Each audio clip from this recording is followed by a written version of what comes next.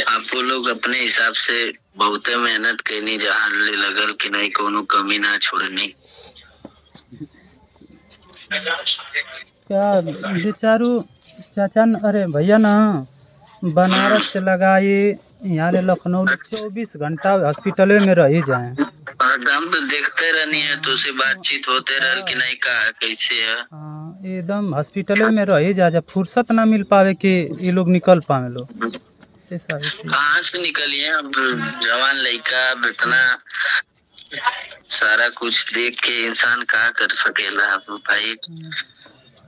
भगवान के हाथ में है, जो लिखल रही हुए वही हम तुमको का कर सकते हैं। लेकिन आदमी प्रयास तो हर संभव प्रयास भयल, परिवार भी पूरा कैलस, जो की परिवार का वो कंडीशन भी ना रहल कि नहीं, फिर भी अपने जाने में तो